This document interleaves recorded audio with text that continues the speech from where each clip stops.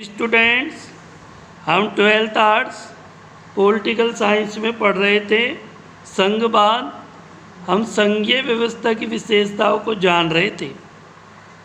आज हम छठा पॉइंट पढ़ेंगे, केंद्रीय व्यवस्थापिका में राज्यों का सदन राज्यसभा। अमेरिका और स्विट्जरलैंड की संघीय व्यवस्था और भारतीय संघीय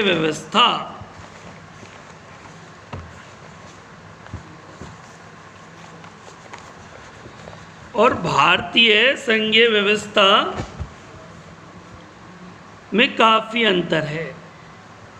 राज्यपाल केंद्र सरकार द्वारा नियुक्त व निर्वाचित होता है। बच्चों, हम राज्यपाल के पद के बारे में जानेंगे कि जो राज्यपाल है बच्चों, उसका केंद्र सरकार द्वारा नियुक्त व निर्वाचन किया जाता है।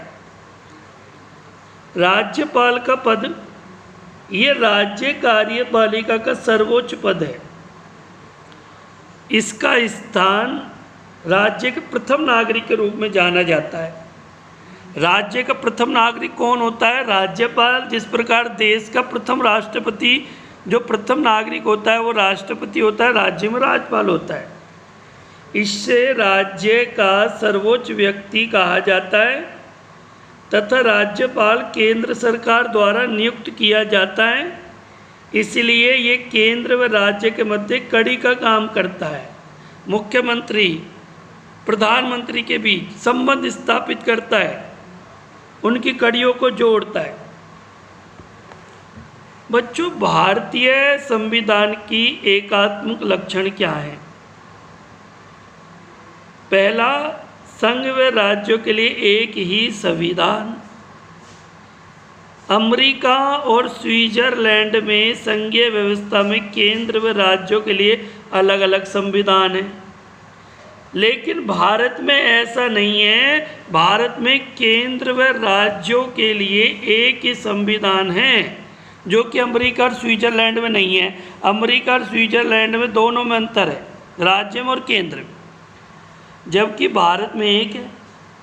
जम्मू कश्मीर भारत का एक अपवादित राज्य है। जम्मू कश्मीर जो है एक अपवाद है, वो वहाँ थोड़े से नियम अलग चलते हैं।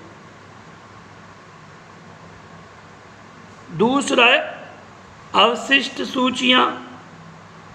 भारतीय संविधान के अनुच्छेद 248 के अनुसार अवशिष्ट शक्तियाँ केंद्र सरकार द्वारा प्रदान की गई है। अवशिष्ट शक्तियों का अर्थ है किसी ऐसे विषय से जो तीनों में से किसी भी सूची में नहीं है, तीनों सूचियों के अंतर्गत नहीं आती हैं, वो होती हैं अवशिष्ट सूचियाँ, जिसमें कोई विशेष शक्ति नहीं होती। और ये किसके द्वारा प्रदान की जाती है? केंद्र सरकार के द्वारा। तो अभी तक आपको बच्चों इतना पढ़ना है, ध्यान करना है। थोड़ा इसलिए पढ़ा रहे हैं, आप याद करें। अगर आप याद नहीं कर रहे हैं तो हमारा थोड़ा पढ़ाना भी व्यर्थ जा रहा है। इसलिए आप गंभीर पूर्वक पढ़ें, हर पॉइंट को सोचें, समझें, फिर कॉपी में उतारें और आपको फिर याद होगा सही ढंग से। धन्यवाद।